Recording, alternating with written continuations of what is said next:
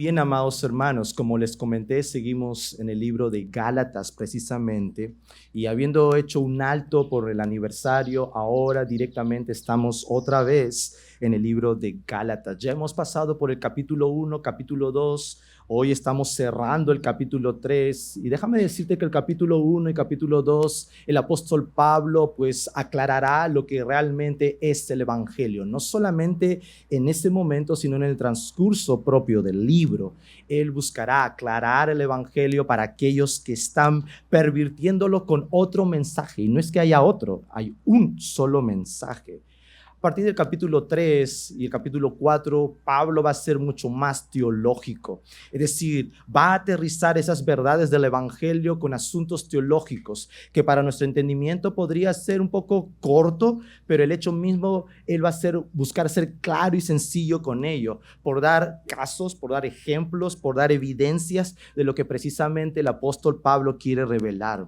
En Gálatas 3, Pablo abarca 2000 años de historia del Antiguo Testamento, desde Abraham hasta Cristo, pasando en medio de todo ello por Moisés. Y cuando hablo de Moisés me estoy refiriendo específicamente a la ley como tal. Y vimos que el clímax de toda la historia, no solo de la historia bíblica, sino de toda la historia, directamente se centra en Cristo. Porque una y otra vez las conexiones que hace el apóstol Pablo lo hace con Cristo Jesús. La promesa dada a Abraham y la ley dada a Moisés solo nos apuntan a un gran personaje revelado a través de las Escrituras desde el Antiguo Testamento. ¿Quién es? Cristo Jesús. Jesús cumple precisamente aquella promesa revelada a Abraham. Jesús cumple aquella manifestación de la ley de Moisés.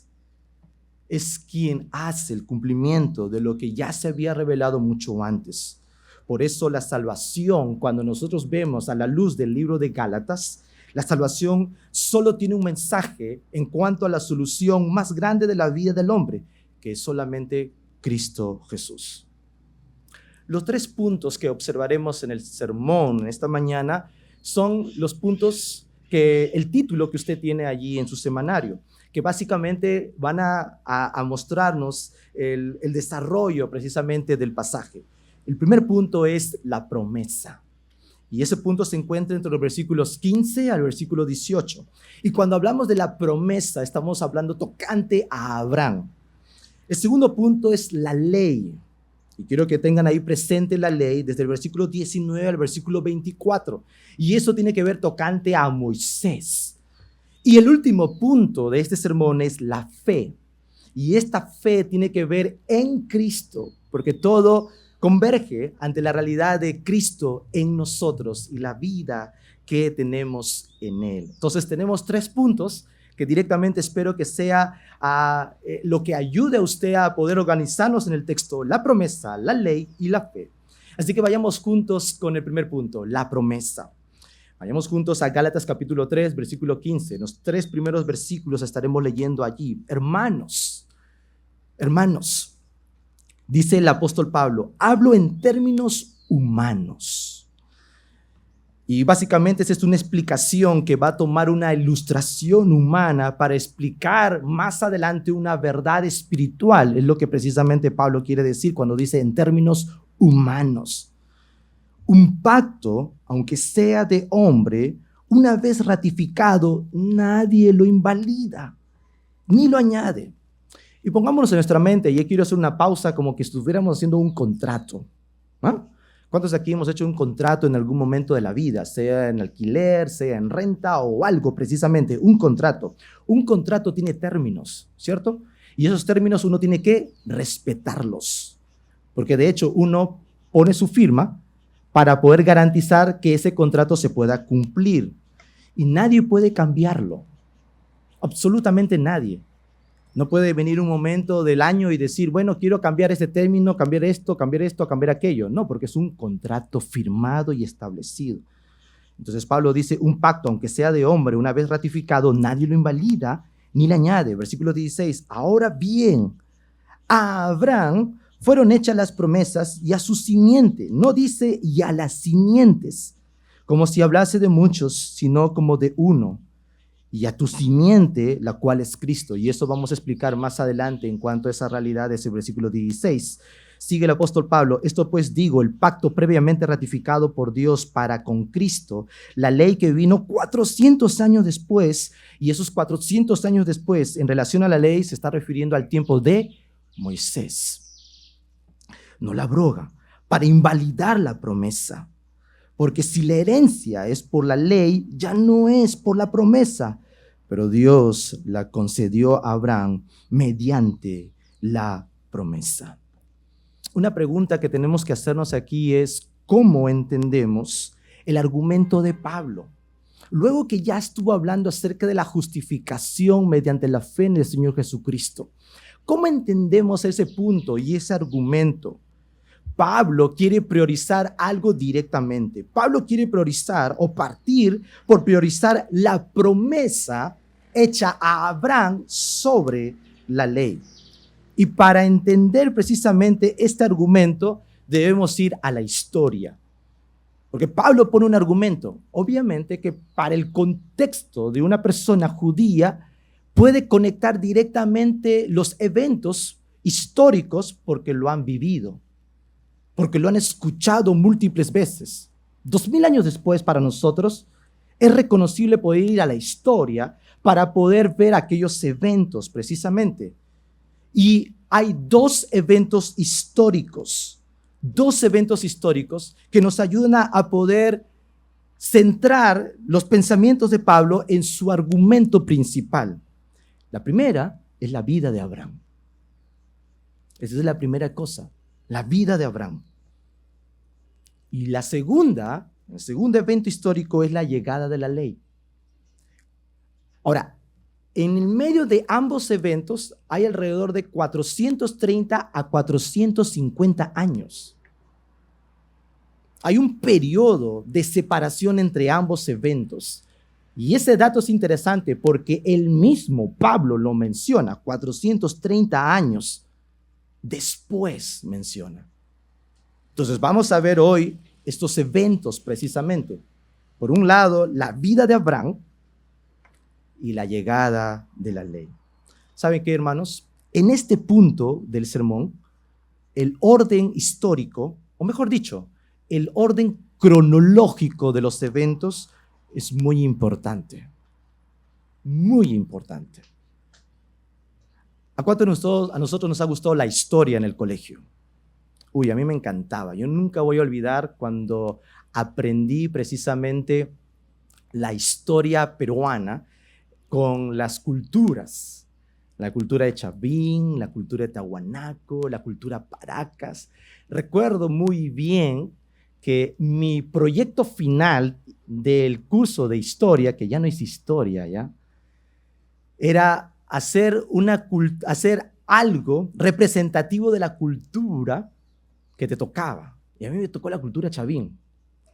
Estudié la cultura Chavín y mi proyecto final era hacer un lanzón de Chavín.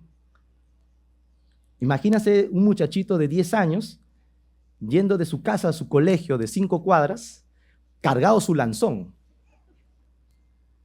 con cajitas de leche, que me recolecté de mis tíos que trabajaban en repostería, y lo plastifiqué y lo hice todo bonito, lo dibujé, era casi 2 metros, ¿no? Pero los datos me ayudaron a mí a poder entender un poco más de la cultura. Ya cuando fui a Chavín y caminé por todas esas zonas, es espectacular. Y yo dije, lo que en algún momento yo, en mi mente de niño y la creación humana que tuve ahí de ver un lanzón con cajitas, ahora lo estoy viendo. Ahora era una vitrina y todo ello cerrado, pero mis ojos podrían contemplarlo. Y los datos que precisamente que el guía nos brindaba, eran datos que coincidían con lo que yo había estudiado muchos años atrás. Pues esos eventos ocurrieron muchos años atrás, pero son muy importantes, porque precisamente van a destacar algunos detalles ahí. O sea que el orden importa muchísimo. Y según la historia, ¿qué es lo que viene primero? Abraham. Según la historia, viene primero Abraham. Por eso Pablo resalta que hay 430 años de separación. ¿Y por qué importa que Abraham venga primero? Porque primero vienen las promesas. La promesa. Porque primero vienen las promesas. Esa promesa que en el argumento de Pablo quiere directamente destacar. Primero viene la promesa hecha a Abraham y luego, según la historia nos dice que viene la ley. ¿Cuál es el argumento de Pablo? Este es el argumento. La ley no puede abrogar. ¿Eso qué quiere decir? No puede invalidar las promesas. ¿Por qué? Porque las promesas llegaron primero. Imagínese usted que está en un tema de alquiler y usted ha firmado un contrato por 1 año o 2 años y usted ya entiende todos los requisitos, todo lo que está allí en el papel y de pronto viene el dueño y le dice, este es otro contrato que tienes que firmar. Dime que eso no se puede, ¿correcto? Porque tú has hecho un contrato notarial, ni siquiera tal vez de palabra o de firma nada más, de respeto y honra el papel, sino un contrato notarial. Y tú no puedes venir con otro papel y decir, bueno, ya esto no viene al caso. Es lo mismo en cuanto al argumento del apóstol Pablo. Las promesas llegaron primero, es decir, el primer contrato, el primer pacto debe cumplirse. No es que viene un segundo pacto, no es que viene un segundo contrato, en este caso la ley para invalidar el primero. No funciona de esa manera. Ahora, para entender en qué consisten las promesas, iniciemos abordando un poco la vida de Abraham, porque es lo que vino primero cronológicamente. Y nos hacemos las siguientes preguntas para poder entender precisamente esto. ¿En qué consiste esta promesa? ¿O cuáles son los detalles de este pacto? Y algo que nosotros podemos entender a la luz de lo que el Señor le dijo en el libro de Génesis, que en un momento vamos a llegar allí, es que se puede resumir bajo 2 elementos importantes, ¿no? Y esto me ayuda a poder entender muchos comentarios, específicamente uno allí. Por un lado, la bendición y por otro lado, la tierra. Y hay 2 palabras claves para poder entrelazar la vida o la historia de Abraham en este caso. Ahora, vayamos juntos a ver esa parte de la historia. ¿Y dónde nos ubicamos? En el libro de Génesis. Vaya usted al primer libro de la Biblia, por favor. Y voy a estar ahí con varios textos. Y no quiero marearlo, no es mi intención. Pero sí es importante poder dar detalles de la vida de Abraham, porque eso es lo que vino primero. Génesis capítulo 12, los 3 primeros versículos. Génesis capítulo 12, versículo 1 al 3. Dice: pero Jehová había dicho a Abraham, vete de tu tierra y de tu parentela y de la casa de tu padre a la tierra que te mostraré. Alto ahí. ¿De dónde salía Abraham? De Ur de los Caldeos. Un lugar pagano, un lugar completamente distorsionado bajo la realidad de lo que estaban viviendo ellos. Entonces, es allí de donde Dios le dice, sal de ahí, vete de tu tierra y de tu parentela y de la casa de tu padre a la tierra que te mostraré. Y haré de ti una nación grande y te bendeciré. Y engrandeceré tu nombre y serás bendición. Bendeciré a los que te bendijeren y a los que te maldijeren maldeciré. Y serás benditas y serán benditas en ti todas las familias de la tierra. Y es ahí donde ves los 2 componentes que hablo de estas 2 palabras importantes, bendición y tierra. Si han notado, mientras nosotros leíamos, la palabra que se repite 5 veces en esos 3 primeros versículos del capítulo 12 de Génesis, ¿cuál es? Bendición, bendición, bendición, bendición. Y eso es muy intencional. Intencionalmente Dios dejó el registro y le prometió a Abraham que lo iba a bendecir. Lo iba a bendecir. Y más adelante veremos de qué manera hace pacto Dios con Abraham. Y de una manera muy hermosa para los ojos de Abraham, pero sobrenatural, podríamos decir también por un lado, en cuanto a ese pacto que ya en un momento veremos. Versículo 7. Y apareció Jehová a Abraham y le dijo: a tu descendencia daré esta tierra. Y edificó allí un altar a Jehová, quien lo había aparecido. En este texto, precisamente, Dios le dice que esta bendición ha sido manifestada en que le dará ¿qué? Tierra. Tierra. Y la pregunta es, ¿pero eso es todo? ¿Qué más hay en la historia? ¿Qué hizo Dios después? ¿O qué hizo Abraham después? ¿O cómo fue ratificado este pacto? ¿Cómo fue en la práctica este pacto sellado, ya confirmado? ¿Cómo fue? Para eso tenemos que ir unas páginas más adelante, Génesis capítulo 15. Y le invito a que vaya conmigo a Génesis capítulo 15, porque ahí también estaremos un tiempo allí. En Génesis capítulo 15, versículos 7 y 8, salto hasta ese texto para poder decir lo siguiente. ¿Qué hizo Dios? Esa es la pregunta. ¿Qué hizo Dios?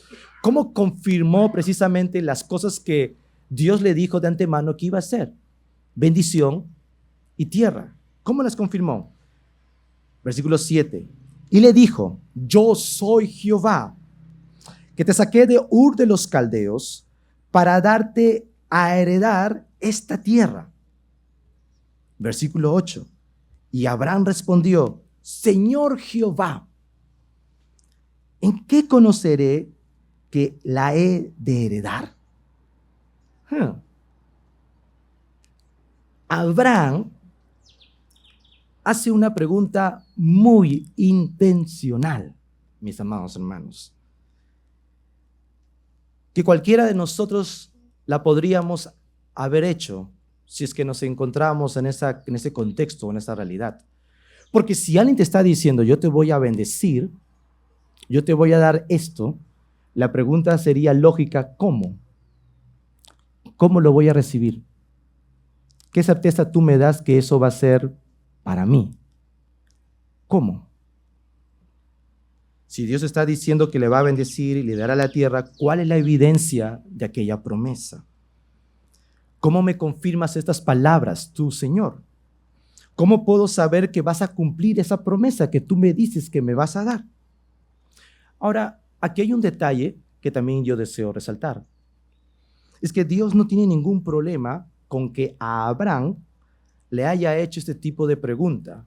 Porque si leemos todo el texto, no vemos incomodidad en Dios para decirle: ¿quién eres tú para que tú me preguntes a mí qué es lo que yo debo hacer? Abraham pregunta y Dios tiene una respuesta para ello.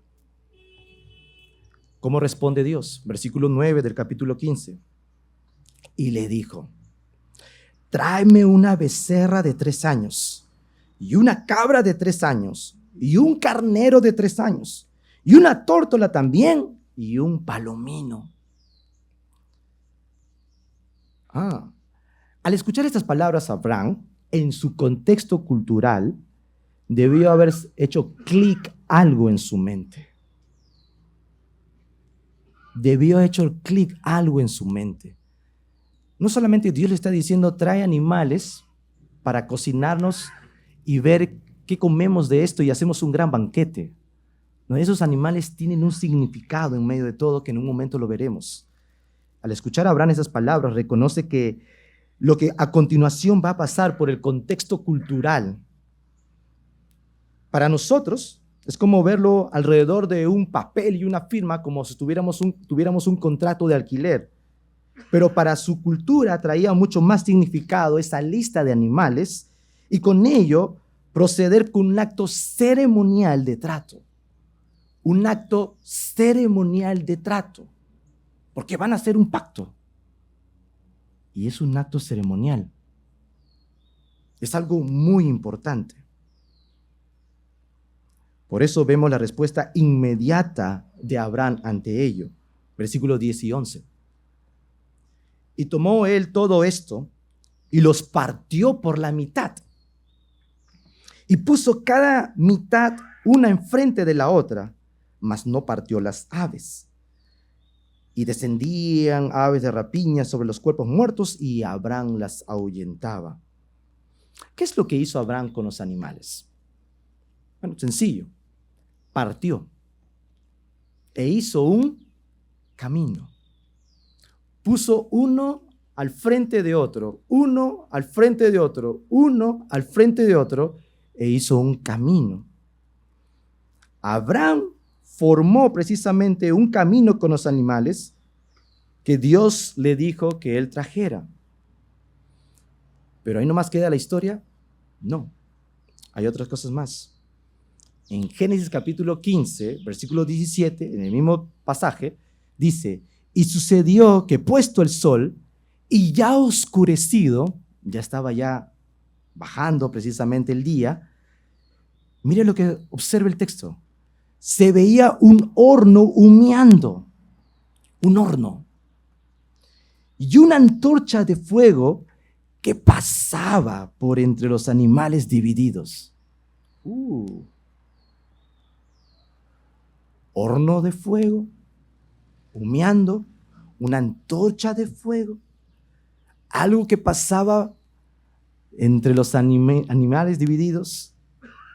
Y es que un fuego pasa por en medio de ese camino que había hecho con los animales. Y ahí nomás queda todo, versículo 18 en adelante.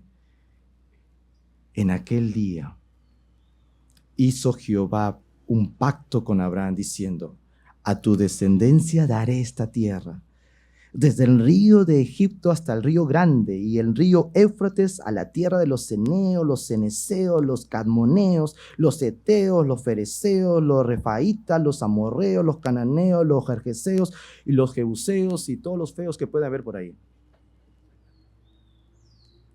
Entonces, ¿qué es lo que hizo Dios? Un pacto,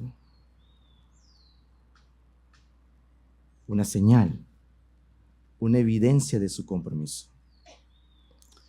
Ahora, si estás escuchando esto por primera vez, déjame explicarte qué significa esto para la cultura judía y qué significaba esto precisamente para Abraham, que inmediatamente actuó cuando Dios le dijo que parta los animales.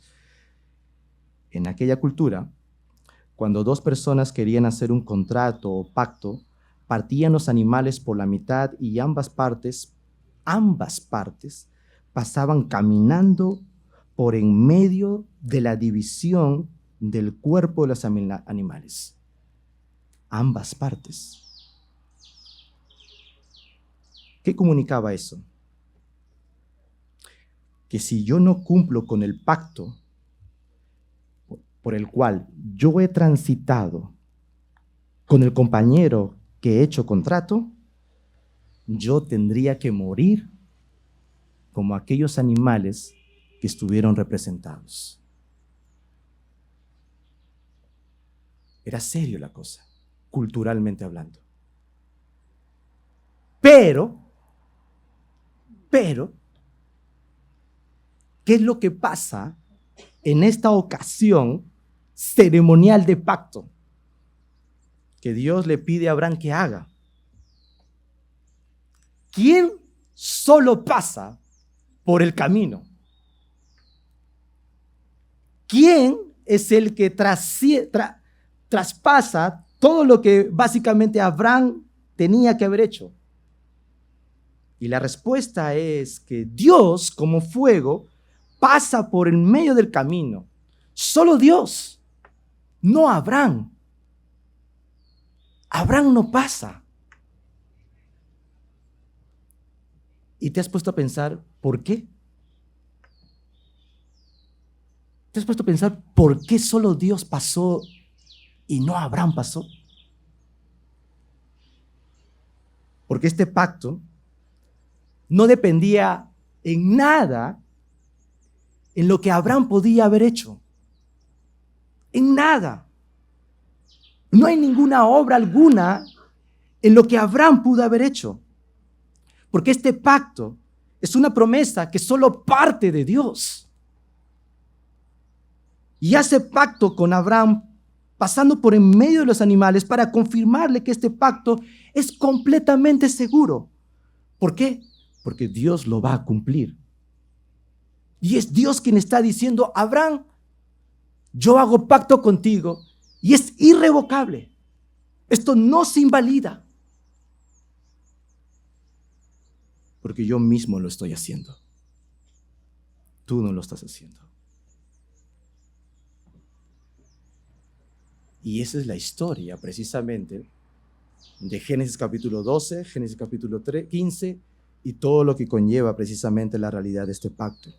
Ahora, si nosotros volvemos a Gálatas, porque ya hemos pintado la historia, el cuadro que conocemos, ¿cuál fue el argumento inicial de Pablo?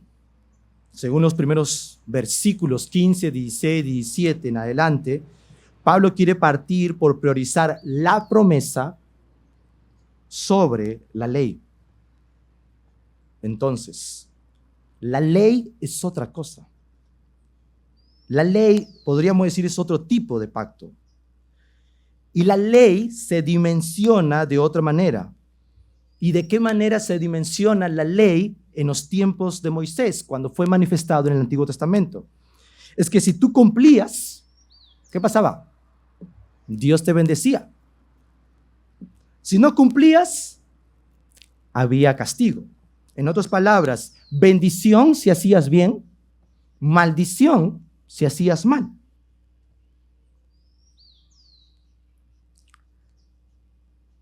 Pero cuando nosotros comenzamos a internalizar lo que el Señor está haciendo en relación al texto, y es que para recibir la bendición de Abraham, un lugar en la eternidad, para recibir la salvación, la vida en Cristo, el argumento de Pablo es que para recibir esa herencia espiritual que Dios de antemano ya lo había manifestado, la ley no puede negar lo que ya fue prometido a Abraham. ¿En qué sentido? Que estas promesas son recibidas precisamente por la fe y no por alguna obra. ¿Por qué? Porque nosotros no tenemos lugar en lo que podemos obrar, sino directamente en creer esa promesa que ha sido manifestada y revelada por medio del Señor. Si nosotros comenzamos a pensar en el contexto y los judaizantes que querían sobreponer la ley para el cumplimiento de salvación más obras, fe más obras igual salvación, Pablo está argumentando y diciendo, hay algo que vino mucho más atrás y hay algo que todavía no puede ser cambiado, en absoluto puede ser cambiado. Y eso tiene que ver con la promesa que Dios hizo. Y es una promesa hecha exclusivamente por Dios. De tal manera que nosotros, años después, seguimos considerando y pensando que si Abraham fue justificado por la fe, fue por creer en aquella promesa. Y nosotros, años después, seguimos predicando y diciendo que la justificación es solo por fe, por una promesa que fue manifestada. ¿En quién? En Cristo Jesús. El versículo 18 de Gálatas 3 dice, porque si la herencia es por la ley, ya no es por la promesa, pero Dios la concedió a Abraham mediante la promesa. Para nosotros, desde este lado de la cruz, ¿cómo recibimos esta bendición? ¿Cómo la recibimos? Ya que el Señor mismo dijo que en ti serán benditas todas las naciones de la tierra, y no es por alguna obra que nosotros podamos hacer, sino por creer en la promesa que Dios ha hecho. Por algo Dios le dijo a Abraham, en ti serán benditas todas las naciones de la tierra. Promesa vigente, promesa que Dios establece y que no la recibimos por algún tipo de obra, si no lo recibimos por la fe en Cristo. Por eso Pablo dice, porque si la herencia es por la ley, ya no es por la promesa. Pero Dios le concedió a Abraham mediante la promesa. Fue una promesa establecida, Abraham le creyó y le fue contado por justicia. Nosotros somos receptores de esa promesa. Creemos y nos es contado por justicia, no por la nuestra, sino por la obra de alguien que hizo mayor a lo que nosotros podríamos haber hecho. Eso es en relación a la promesa. Vayamos juntos ahora a ver en cuanto a la ley como tal. La ley como tal. Ahora, si uno se da cuenta hasta ahora que el apóstol Pablo está buscando resaltar la vida de Abraham y el acontecimiento como tal, nuevamente vayamos al contexto. Si los judaizantes que están ahí inquietos por levantar la ley y poder hacer que la ley prime sobre encima de los demás o añadirla a la realidad propia de la fe, la pregunta que nos podríamos hacer aquí es si Pablo está defendiendo la justificación mediante la fe en el Señor Jesucristo, si el hombre es justificado por la fe en Cristo, ¿dónde queda la ley?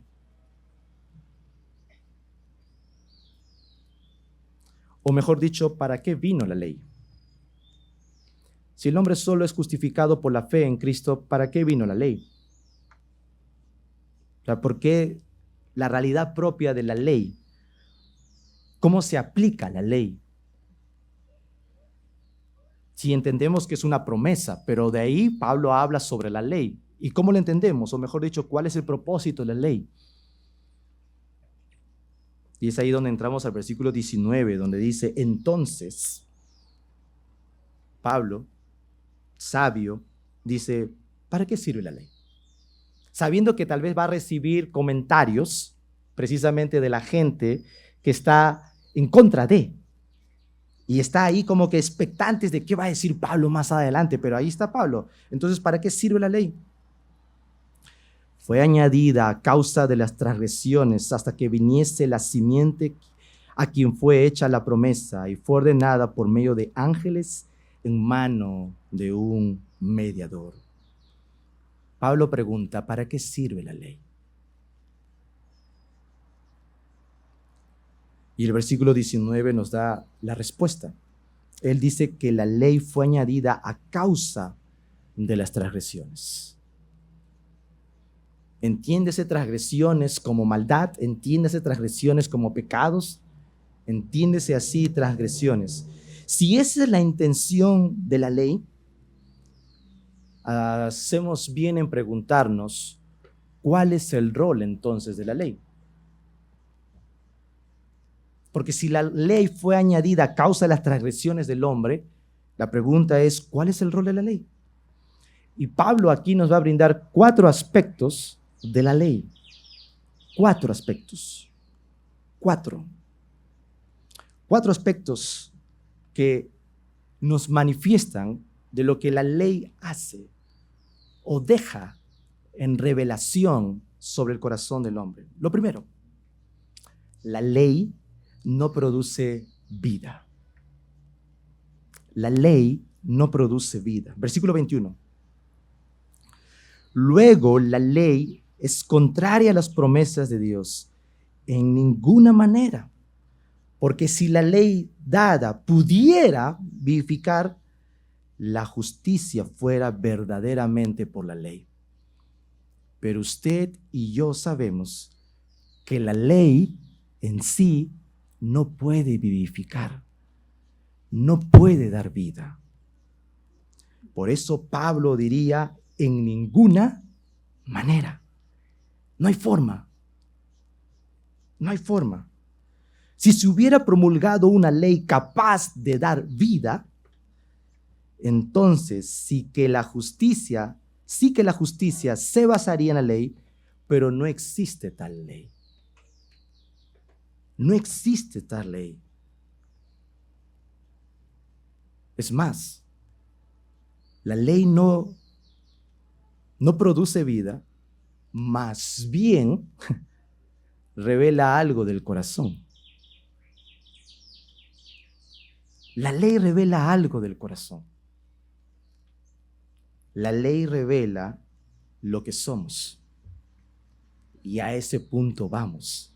Si la ley no puede producir vida en la práctica, sabiendo cuál es la condición humana, y no puede revertir ese estado espiritual que hay en nosotros, por más que intentemos vida moral, por algún ángulo o por alguna línea, poder guardar o contemplar cierto estatus moral, la ley más bien revela lo que somos en el punto. Y a ese punto vamos a decir que la segunda cosa que revela la ley es que la ley encierra todo bajo pecado. Todo. El versículo 22 dice, mas la Escritura lo encerró todo bajo pecado, para que la promesa que es por la fe en Jesucristo fuese dado a los creyentes. Note que Pablo dice la Escritura. Y si tuviéramos que nosotros analizar lo que Pablo está diciendo, Pablo se está refiriendo a todo el compendio del Antiguo Testamento, todo lo que él ha recibido en su vida de instrucción, todo lo que él ha tenido y todo lo que él ha ido absorbiendo bajo la realidad de ese entendimiento. Eso quiere decir que la palabra declara que todo el mundo está prisionero ante el pecado. Está sujeto al pecado. Entonces la ley no produce vida, más bien revela lo que somos.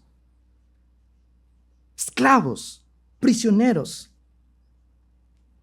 Y no solamente es el único punto, sino la Biblia declara la universalidad del pecado en el corazón del hombre. Todos los designios del corazón del hombre tienen una inclinación. ¿Sabes cuál es esa inclinación? El mal.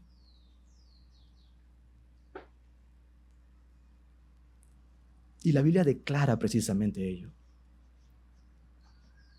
Declara eso. Encierra todo bajo pecado. De tal manera que nos deja allí presos, prisioneros. O mejor dicho, una palabra que acompaña muy bien a esta intención de revelación que la ley manifiesta sobre el corazón del hombre. Condenados. Condenados. Estamos condenados. Y es por eso que la tercera cosa que la ley hace es que la ley pone a todos bajo prisión.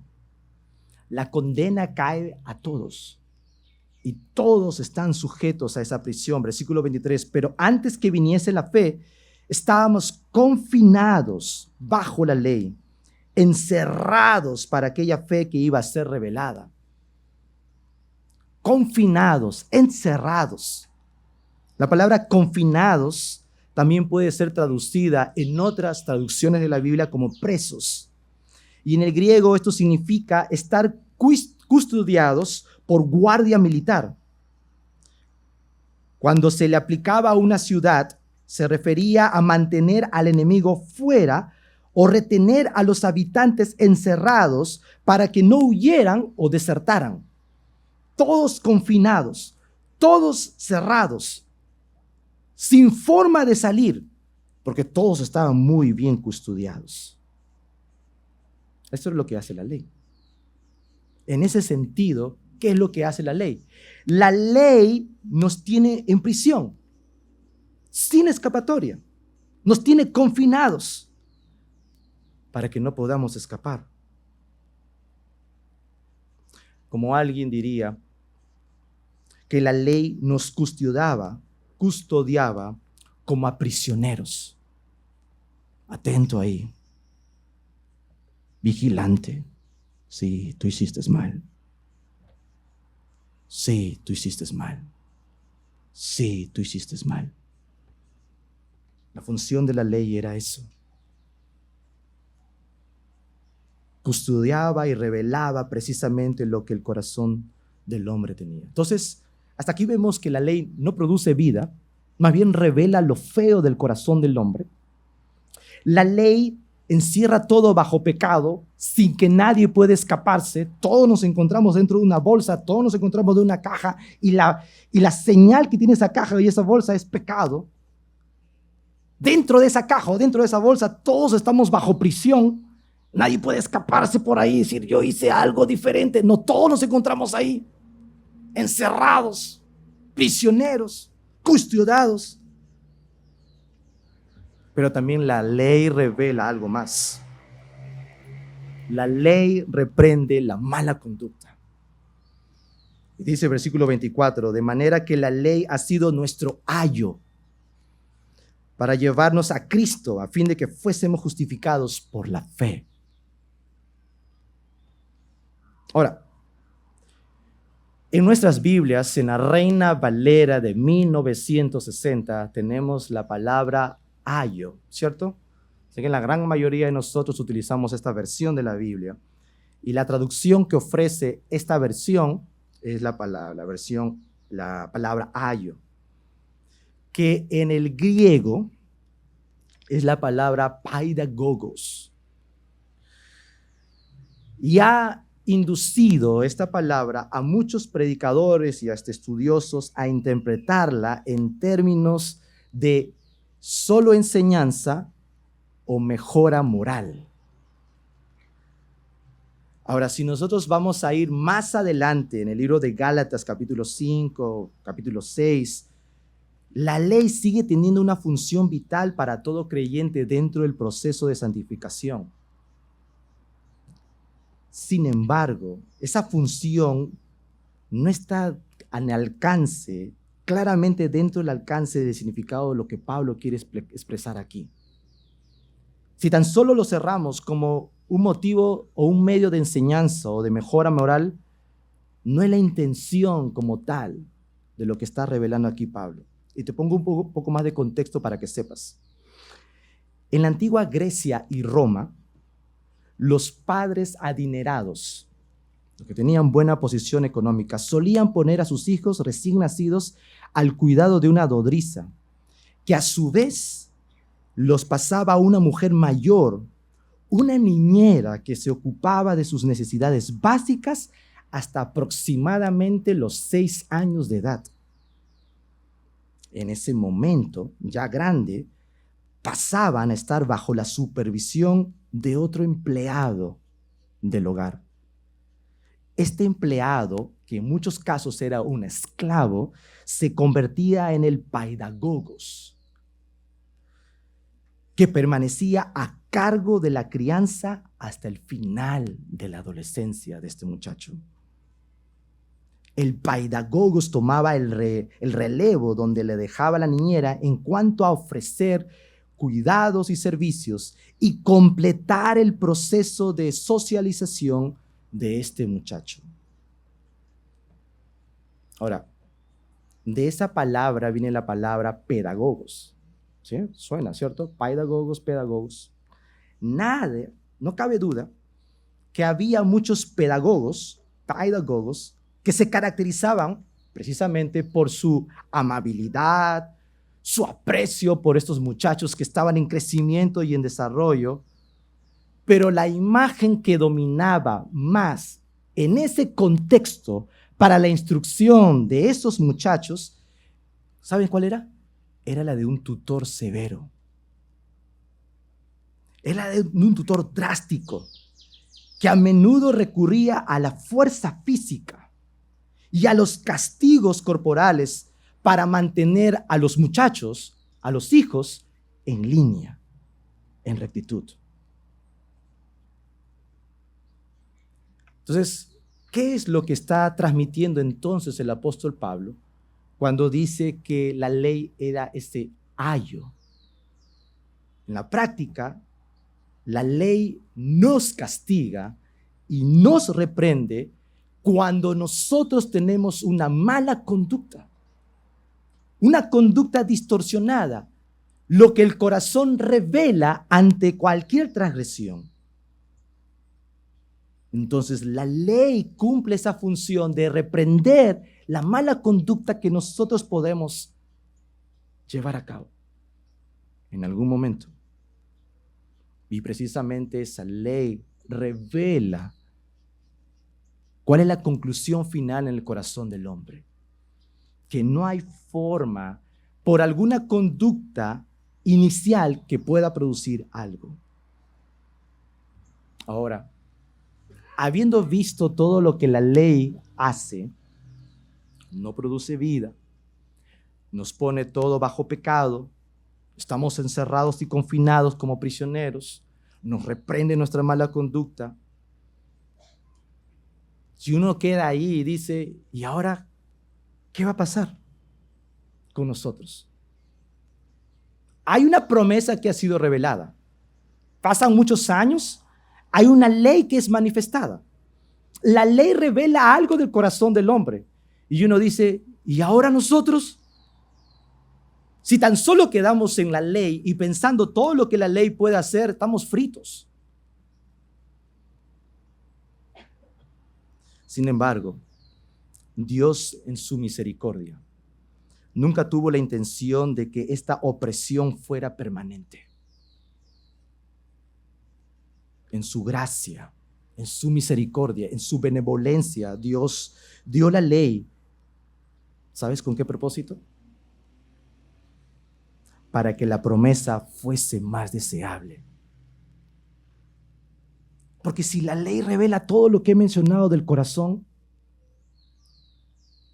imagínate tú aguardar todo ese peso de decir, ¡ay, no soporto! Cuando tú llega a tus oídos, a tu entendimiento, a tu conciencia, que la promesa está allí y está vigente para ti, no cabe duda que lo vas a desear. Porque la ley oprime, pero Dios muestra su promesa y está allí puesta, exhibida para que sea deseable. Luego que Pablo pregunta en el versículo 19, entonces, ¿para qué sirve la ley? Fue añadida a causa de las transgresiones. Y dice Pablo, hasta que viniese la simiente, a quien fue hecha la promesa y fue ordenada por medio de los ángeles en mano de un mediador. Y el mediador no lo es de uno solo, pero Dios es uno. Dios actuando en medio de todo, revelando que precisamente la simiente a quien fue hecha la promesa.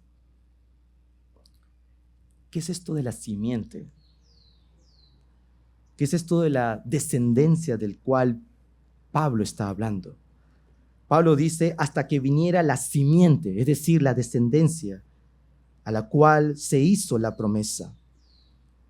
En el versículo 16 nos dice, a Abraham fueron hechas las promesas y a su simiente, es decir, descendencia. No dice y a las simientes, descendencias, como si hablase de muchos, sino como de uno, y a tu simiente, descendencia.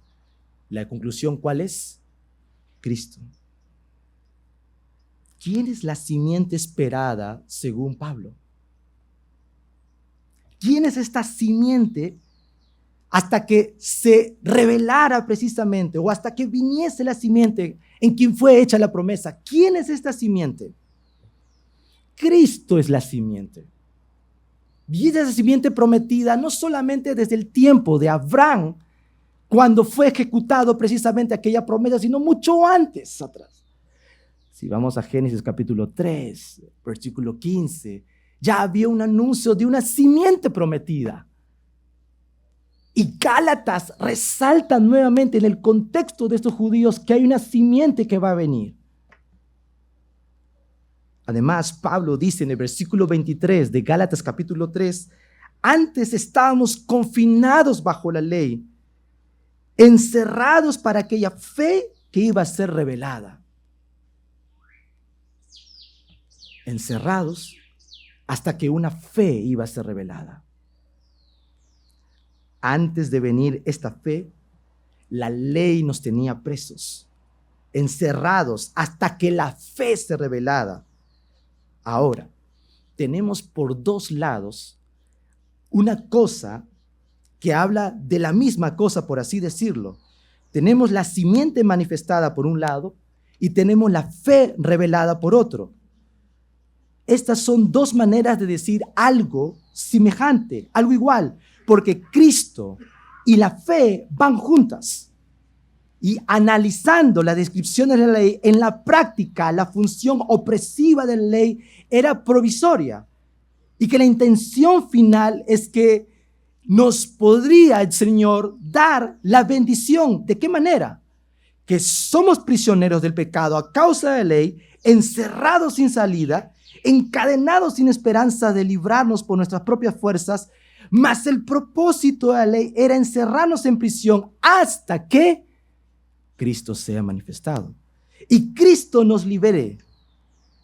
Y tenernos bajo tutoría hasta que Él nos hiciere sus propios hijos.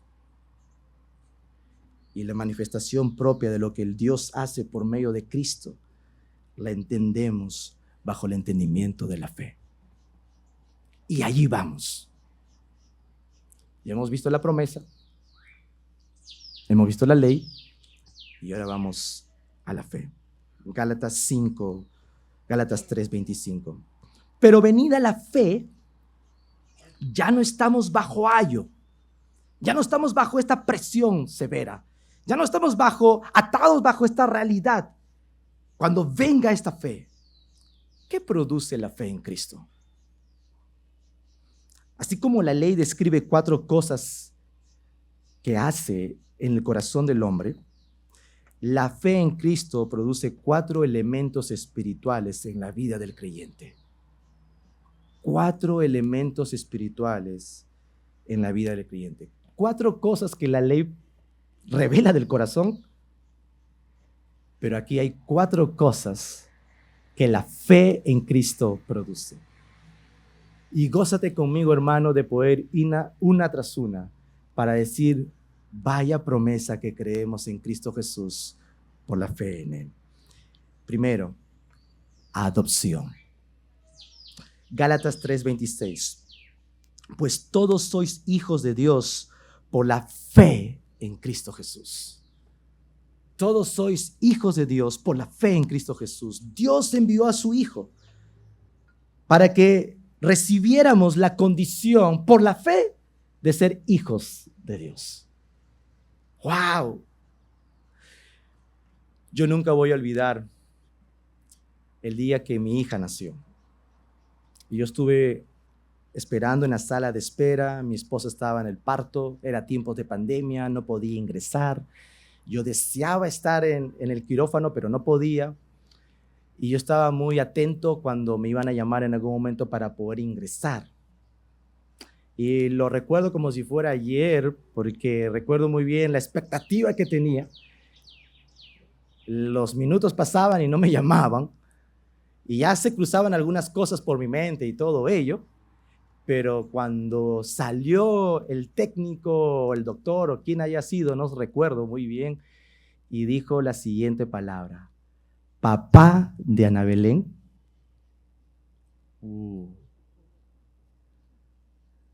Todo cambió en ese momento. Es como que en ese momento era entender la realidad de padre y entender que tengo una hija ahora. Y muy pronto en mis manos, y muy pronto cuidarla, y muy pronto abrazarla, y muy pronto sostenerla y todo ello. Ponte en esa figura de cómo nos deja la ley a nosotros, ¿no? Maltrechos, ¿no? ¡Po! ¡Po! ¡Po! ¡Po! Golpeado por todo lado. Y de pronto dice: pero venida la fe. Venida la fe. Todos sois hijos de Dios por la fe en Cristo Jesús. Todos sois hijos de Dios por la fe en Cristo Jesús. Esta es una declaración que resume todo lo que hemos visto hasta este punto. Todos ustedes son hijos de Dios mediante la fe en Cristo. Todos los derechos de un hijo, incluido todo lo que revela esas bendiciones espirituales, se conceden a los que pertenecen a Cristo. Mas a todos los que le recibieron, a los que creen en su nombre, le dio potestad de ser hechos hijos de Dios. Potestad de ser hechos hijos de Dios. Y Pablo toma la ilustración de esa ilustración que puede ser la más sublime que podamos tener, la más dulce, de esa realidad de un padre y un hijo, y de esa adopción que hay de por medio, de decir, ahora yo soy tu padre. Tú que estabas en desamparo, tú que estabas en desolación, tú que estabas en la profunda miseria, ahora yo te recibo y toma todas las ricas bendiciones espirituales que yo tengo para ti. Y la posición que tienes delante de mis ojos es una: eres hijo. Ya no un bastardo, eres hijo. Y Pablo toma esa ilustración de lo que sucede cuando alguien recibe los derechos plenos de ser hijo, de ser un hijo, de un hijo en adopción. A mi mente viene un retrato que, conversando con mi esposa muchos años atrás, de una ilustración que habíamos recibido de Jonathan y Sara Jerez en una enseñanza que habíamos tenido tiempo atrás. Ellos contaban de una familia que adoptó a 3 hermanitos de un orfanatorio. Y estos 3 hermanitos eran adoptados por esta familia, llegaron a la casa, estaban un poco medio así cohibidos, mirando todo a su alrededor y todo así como medio extraño. De hecho, que estos 3 hermanos estaban ahí buscando conocer a esta pareja que los había adoptado y todo ello.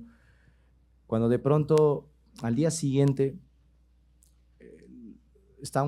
los padres habían dicho, vengan al cuarto, vengan a la cocina para poder comer y todos sirvamos el desayuno.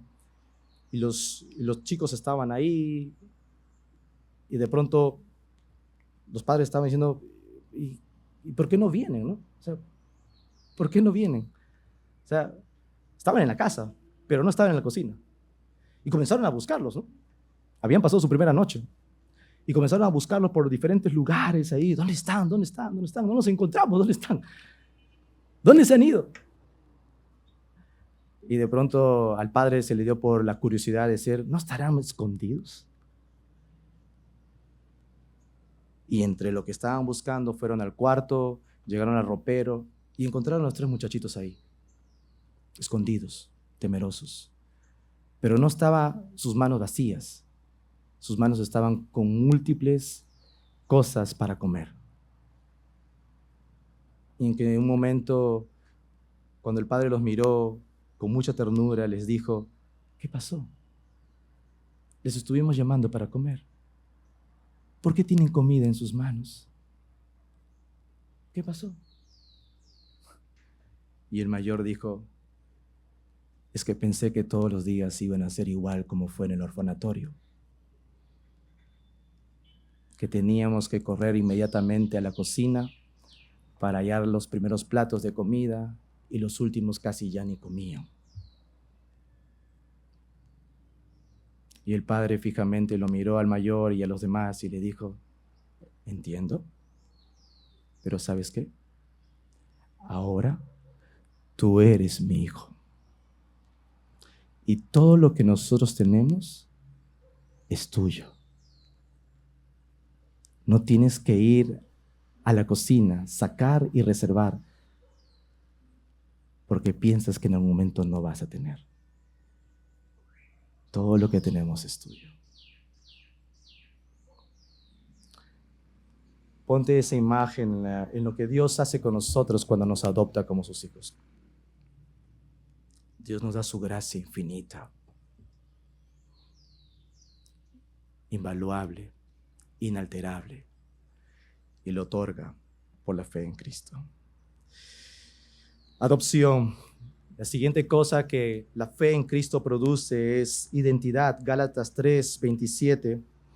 Porque todos los que habéis sido bautizados en Cristo, de Cristo estáis revestidos. Dios nos da una nueva identidad. Esta es una imagen de la inmersión en la vida de Cristo. Y esto es algo muy significativo en ese contexto, porque recordamos que Pablo se estaba dirigiendo a los judaizantes nuevamente. Recordemos que estos hombres decían que había de circuncidarse, ¿para qué? Para ser salvos. Ese era el pensamiento de estos hombres.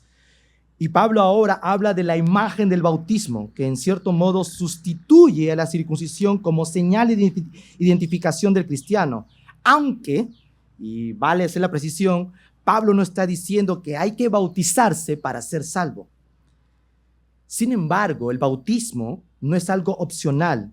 Si uno es seguidor de Cristo, el testimonio público es válido. ¿Por qué?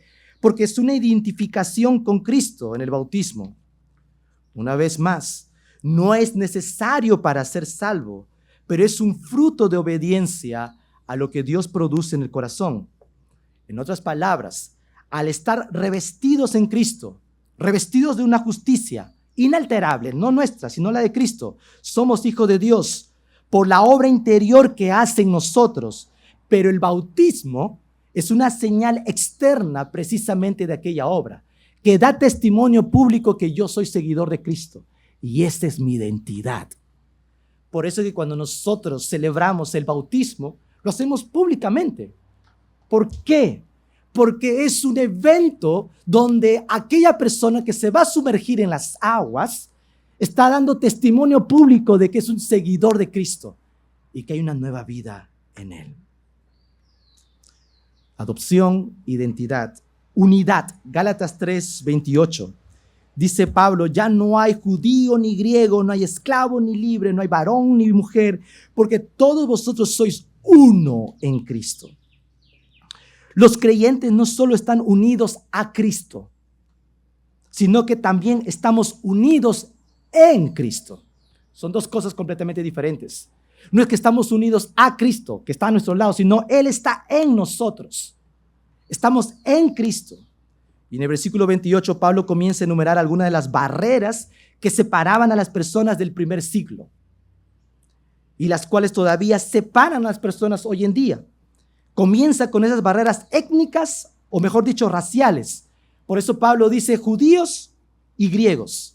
Luego pasa en las barreras sociales, esclavos o libres. Y por último pasa de la barrera del sexo, hombre y mujer. Pablo no está diciendo que cuando uno viene a Cristo pierde estas distinciones.